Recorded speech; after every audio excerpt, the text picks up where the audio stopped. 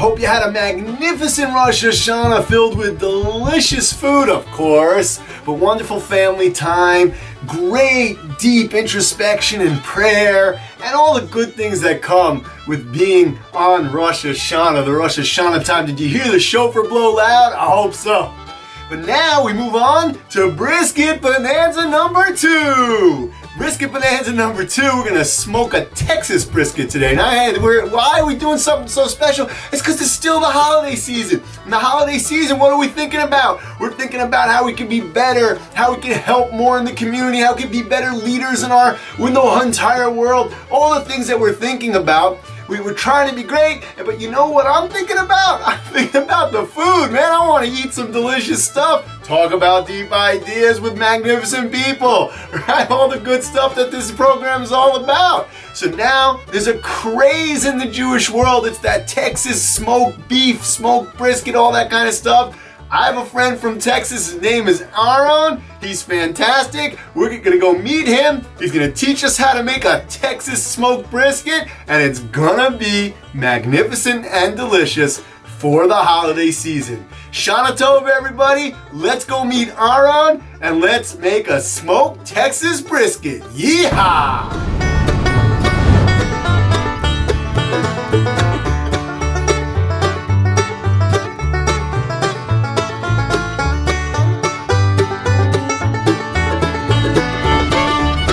So let's get down to the nitty gritty. Let's get the show on the road. When we smoke at about 250 degrees.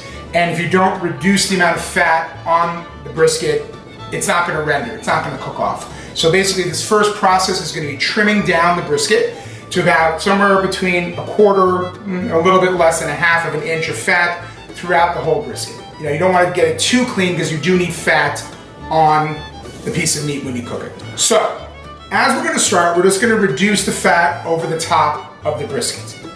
So you just kind of get comfortable, find a piece, kind of move through it, see where it goes, and move around. Also, when cutting the fat off the brisket, it's definitely easier to do when the brisket is colder, because the fat is congealed, it's much easier to move through, and then you just won't hurt yourself.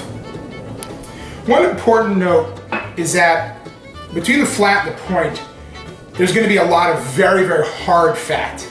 And you have to remove some of this from the brisket because it will not render whatsoever on the grill, and then it's just going to be uneven cooking on there. So basically you have to find a spot where you can get into it, come clean, move down. That's just hard, unnecessary fat. And then you can just pull it right out, come across, get it through.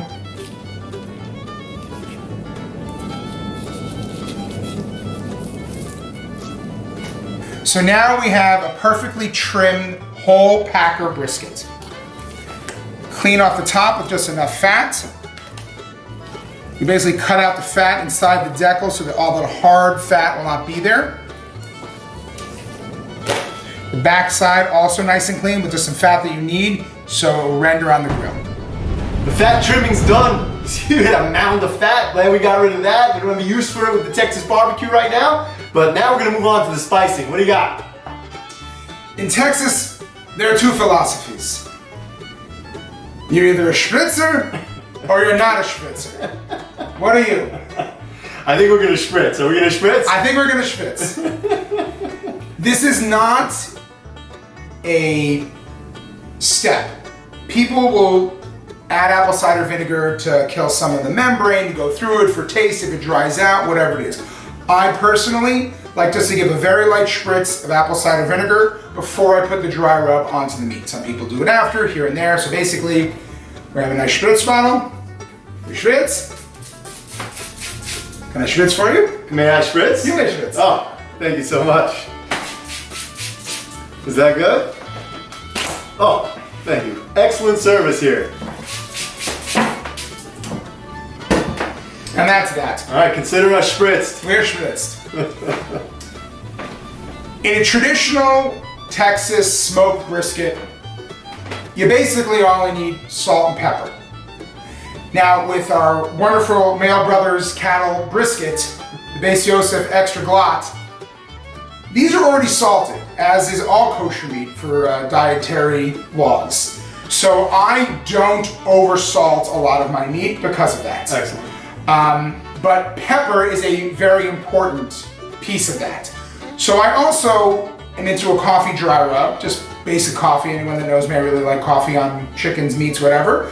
And then my Southwestern heritage of growing up in El Paso, I like a little bit of a combination of a little cumin with a little touch of garlic powder, maybe a little bit of cinnamon or some kind of brown sugar just to give it a little sweet. That's this one right and here? And that's basically the spice, which is a combination all put together. I made it easier so we weren't going across. So in the traditional way of doing it, you can mix the bottles together, so you can put the salt and pepper together and kind of put it across.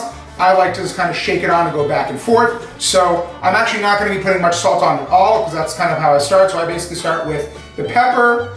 I add a little bit of the mixed spice with the chili. There's also chili powder in there too. Of course. Never forgot the chili powder. Amazing. And then I finish it just with a little bit of coffee. So we'll kind of go through. So I'll start here, nice and relaxed, come across. And you don't want to overcoat it. You don't want to cake on the brisket with this. So you're gonna massage it in so it goes through. You put a little in. I like very, very hard, coarse black pepper, so it kind of sticks on. A little difficult, so go there, come across. Here, let's take a look at how thick, nice and thick this ground pepper is. That's a really thick, nice ground pepper. You get a lot of flavor out of that. Exactly.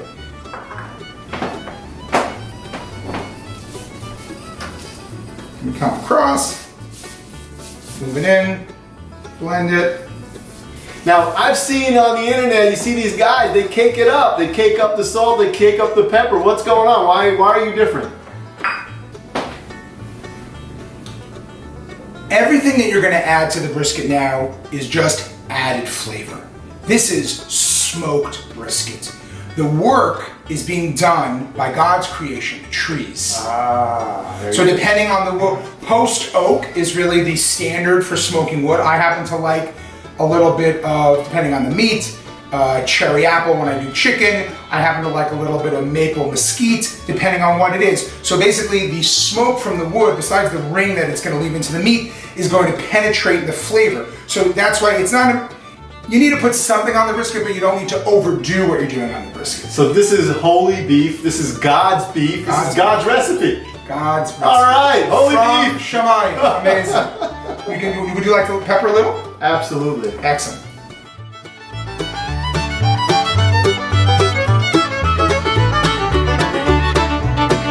And then we'll move on to a little bit of the chili spice.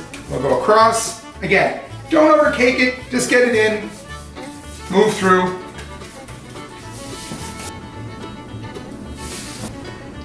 Oh, that smells fantastic. Ready? So I'm into coffee, and here we go. We're gonna add a little bit of just instant. You can do regular decaf what you want. You don't have to overdo it, just a little to get in there for the taste as you rub it in. And we go from there.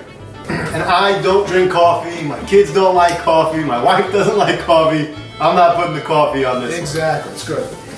So now, we have two perfectly dry rub briskets. We massage it in, and we're all set to go. Some people will take the brisket right now when it gets to room temperature and throw it right on the smoker. I personally like the brisket to go back into the refrigerator, usually for about 12 hours, sometimes a day, depending on how much time I have, and just let all the dry rub just absorb into the meat. So that's what we're gonna do. So we're gonna wrap the briskets, we're gonna toss them into the refrigerator, and then we're gonna put them on the smoker in about 12 hours. So now the brisket has sat with the dry rub for 12 hours in the refrigerator.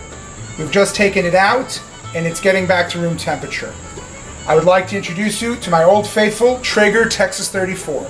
This is a wood pellet machine, pre-chopped wood pellets with an auger that fires through, and it keeps the perfect temperature. So the smoker is now at 250 degrees, and we are ready to put the brisket right in to do the long, slow cook. The theory is at about 250, you need between an hour and 1 hour and 15 minutes per pound of brisket. So this is a 12-pound brisket, and you can do the math. It's gonna take at least 12 hours.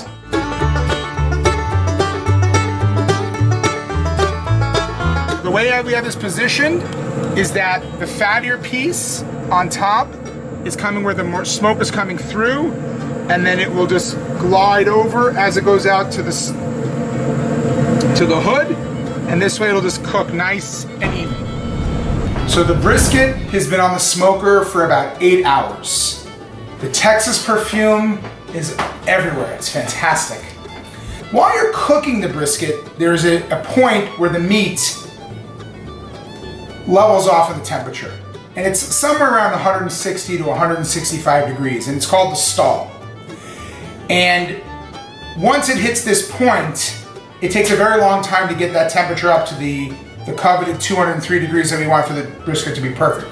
So there's something called the Texas Crutch. So we use basic brown butcher paper. You can use tinfoil also. I'm in the camp of brown butcher paper, so that's what we use.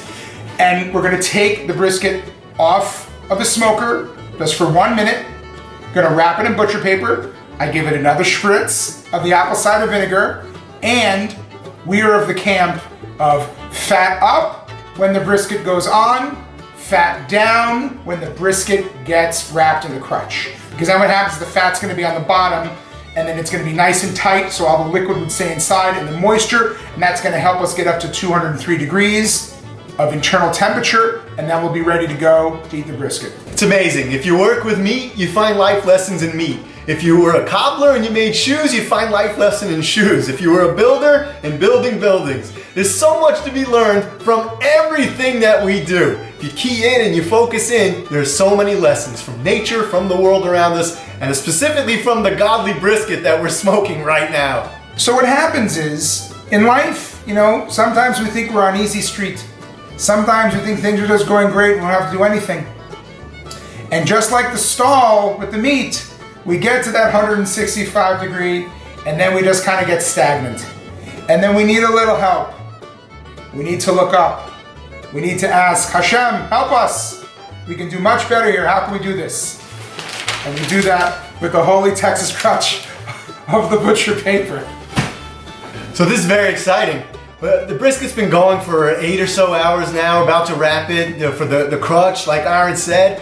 And it's just an exciting time to be a part of this cook. This is gonna be our Rosh Hashanah smoked brisket. And so you want it to be fantastic and amazing. And so far, I think that's where we're headed. All right, Aaron, we're here. It's 10 hours later. We're gonna do it, right? We're gonna open this thing up. We're gonna get it out. 10 hours. Let's see what we got. So basically, we're just gonna unwrap it. We usually take this off the grill when we do it, but I just wanna see where it is right here. So you can see all the moisture that's locked into the brisket. Keeps it nice and juicy. And we have all the bark that lies around it on the exterior from the beginning of the cook before we did the crutch. Coming through, everything in the flap, cooked through, nice bark, nice moisture. There's a good jiggle to the whole piece of meat, meaning that it's not too firm. We're gonna let this sit for about an hour, and then we'll be able to slice it up and do some fine dining. All right, so folks, we've got this incredible smoked brisket right here. The first thing I wanna do with it is I'm gonna remove the top here from the bottom. All right, take my knife. It's so soft, I could probably just pull it off actually. Oh, terrific. Okay, I'm just gonna slide my knife right in under there. And you can see it's not even like anything's there. Now I've got the top separated from the bottom. We will get to that juicy, delicious meat in just a moment. Right now, we want to detect where our grain is and kind of see it. It's right there. And we're just gonna make the first incision. It's gonna get in nice and soft. Now, we've spoken about brisket, and we said in the Texas brisket, they cut a little thicker than what I'm used to cutting. I normally cut those deli-style slices. But I'm gonna cut this kind of in between the thickness I've seen with the smoked brisket and the deli style slices because I can't get there, it's just for me. But you can see I've got a beautiful slice coming apart already. Okay, you got a few more slices in. You can see that smoke ring is just consistent throughout.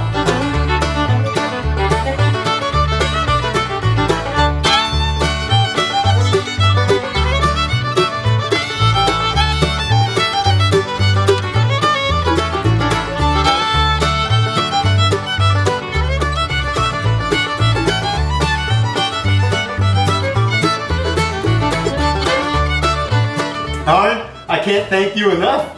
It's been amazing. Thank you to you and your family allowing the Rabbi Cooks to take over your home. I think we should eat it.